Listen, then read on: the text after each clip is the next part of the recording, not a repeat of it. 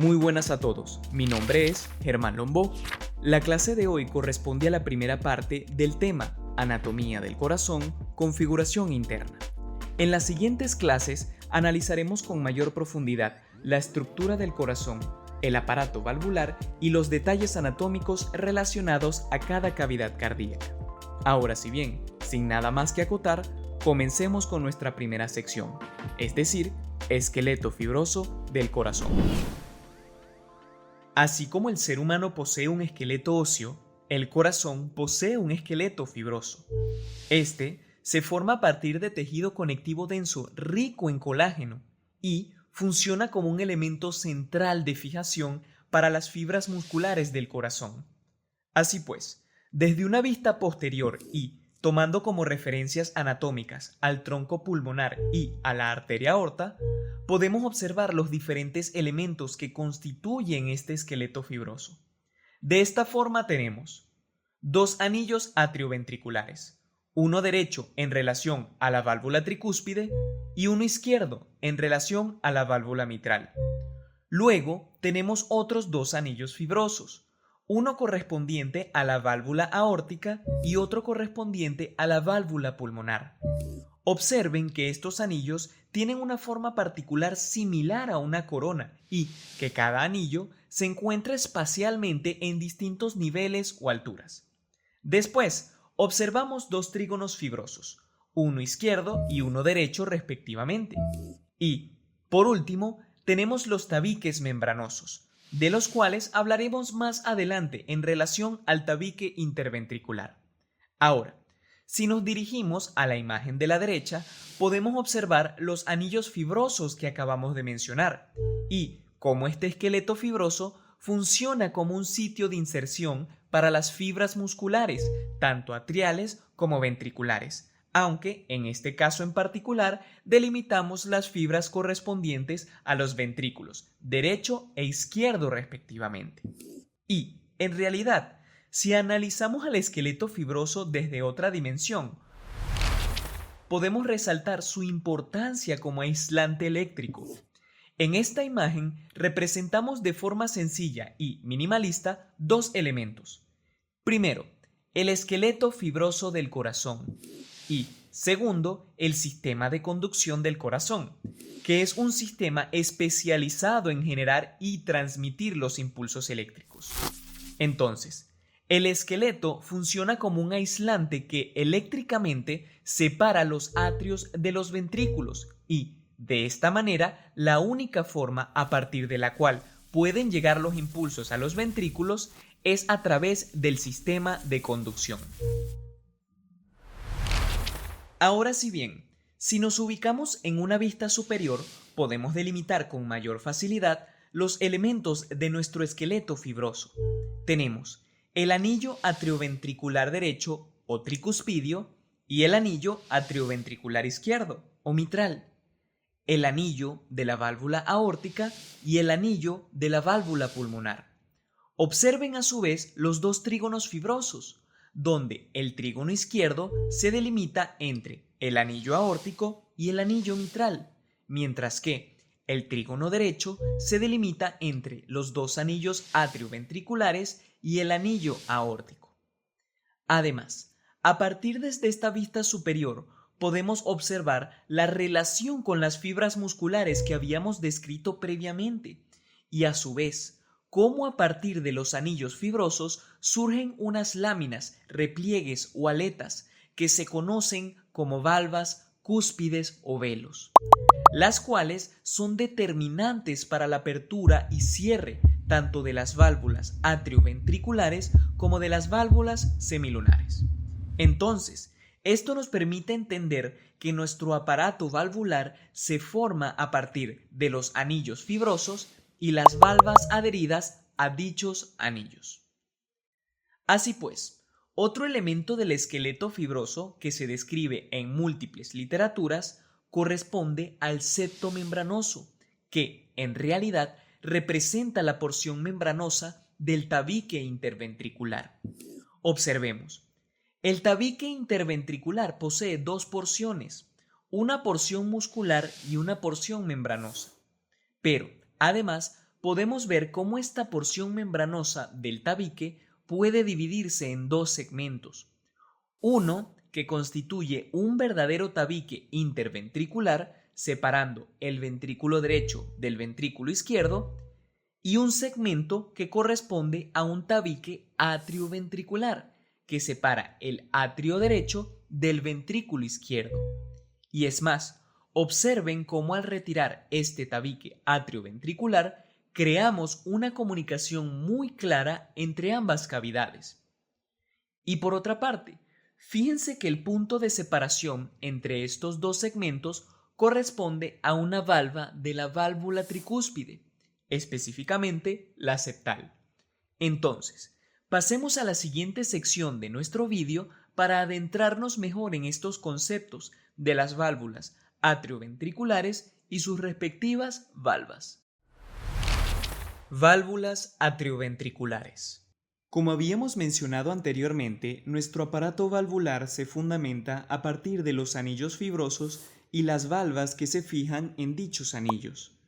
Así pues, nuevamente a partir de una vista superior podemos delimitar las válvulas AB, que son la válvula tricúspide y la válvula mitral. La válvula tricúspide consta de tres valvas, una valva anterior, una valva posterior y una valva septal, mientras que la válvula mitral consta de una valva anterior y una valva posterior. Ahora, es importante entender que estas valvas se relacionan con unas estructuras musculares de los ventrículos, que son los músculos papilares. En el interior del ventrículo derecho observamos tres músculos papilares: un músculo papilar anterior, un músculo papilar posterior y un músculo papilar septal. Observen además que los músculos papilares se relacionan con las valvas de la tricúspide mediante un conjunto de fibras denominadas cuerdas tendinosas, las cuales surgen de las puntas de dichos músculos.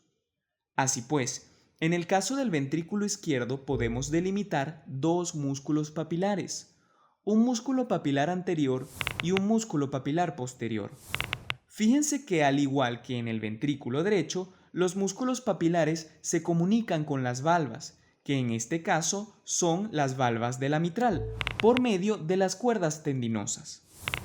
Ahora si bien, para estudiar las conexiones que se establecen entre los músculos papilares y las valvas, representamos esquemáticamente las valvas hacia arriba y los músculos papilares hacia abajo.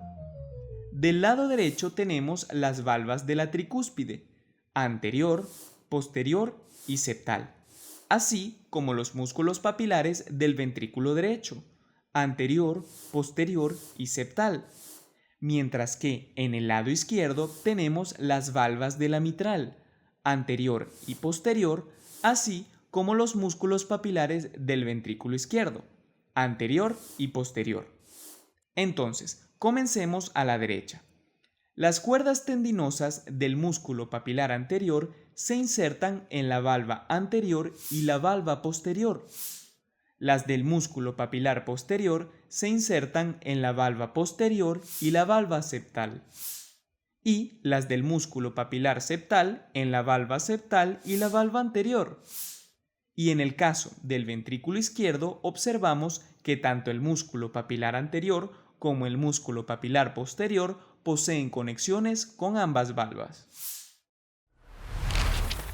Entonces, cuando los ventrículos se encuentran relajados, las cuerdas tendinosas están flojas, permitiendo de esta forma que la válvula en cuestión se mantenga abierta y que la sangre fluya a través de esta.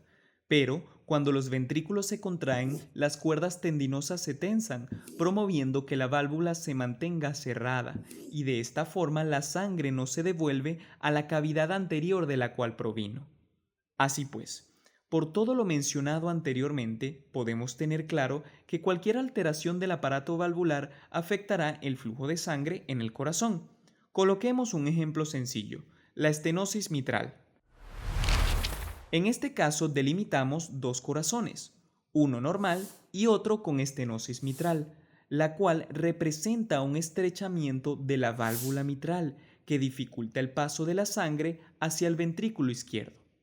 Observen cómo en condición de normalidad la sangre fluye sin problemáticas hacia el ventrículo izquierdo, pero en contexto de la estenosis mitral, el paso de la sangre se ve limitado por el estrechamiento valvular. Y por último, antes de pasar a la siguiente sección de nuestro vídeo, mencionemos un detalle sobre las cuerdas tendinosas. Las cuerdas tendinosas pueden ser clasificadas en función al punto de inserción que poseen en las valvas, y una de las clasificaciones más conocidas y clásicas son las de Tandler y Marksey. De esta forma, según la clasificación de Tandler, tenemos las cuerdas tendinosas de primer orden, que se insertan en el borde libre de la valva; segundo orden, que se insertan en la cara ventricular de la valva; y tercer orden, que se insertan en el borde adherente de la valva. Y en el caso de la clasificación de Marksey, el patrón se invierte. Las cuerdas tendinosas de primer orden son las que se insertan en el borde adherente de la valva. Las de segundo orden se mantienen iguales, es decir, son las que se insertan en la cara ventricular de la valva. Y las de tercer orden serán las que se insertan en el borde libre de la valva. Válvulas semilunares. Las válvulas semilunares o sigmoideas corresponden a la válvula aórtica y a la válvula pulmonar, las cuales regulan el flujo de la sangre hacia la aorta y al tronco pulmonar respectivamente. En este caso, podemos delimitar dos detalles resaltantes acerca de estas válvulas, que las diferencian en gran medida de las válvulas AB. En primera instancia, observen cómo el anillo de ambas válvulas tiene una forma muy peculiar, similar a una corona, la cual se forma a partir de 3 arcos o semilunas fibrosas. Y, en segunda instancia, tenemos que aclarar que estas válvulas no están relacionadas con las cuerdas tendinosas, es decir, que su funcionamiento no depende de ellas. Entonces, observen cómo desde una vista superior delimitamos que ambas válvulas poseen 3 valvas. En el caso de la válvula pulmonar, esta tendrá una valva anterior y 2 valvas posteriores, derecha e izquierda respectivamente. Y la válvula aórtica será al revés. Esta tendrá una valva posterior y 2 valvas anteriores, derecha e izquierda respectivamente. Comencemos analizando a la válvula pulmonar. Para esto haremos un corte posteriormente y abriremos el tronco pulmonar.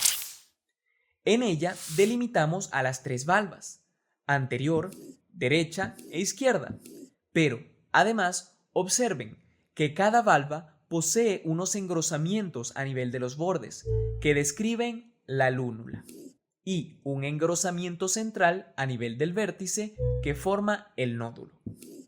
A su vez, fíjense cómo existen unos espacios entre las valvas y las paredes del tronco pulmonar. Estos se denominan senos pulmonares y hay uno correspondiente a cada valva. Ahora, en el caso de la válvula aórtica, haremos un corte anteriormente y abriremos a la arteria aorta. Observen que tenemos las 3 valvas, posterior, derecha e izquierda, y que además encontramos la lúnula, el nódulo y los senos, que en este caso serían los senos aórticos. Pero observen, a nivel del seno derecho e izquierdo encontramos unos orificios. Estos son los orificios de salida de las arterias coronarias, derecha e izquierda respectivamente, las cuales determinan la irrigación propia del corazón, de la cual hablaremos con mayor detalle en próximas clases. Y hasta aquí llega la clase de hoy. Si te gustó, no olvides compartirla con tus colegas, comentarnos tu experiencia y suscribirte para seguir aprendiendo en próximas ocasiones. Nos vemos en la siguiente clase. Hasta luego.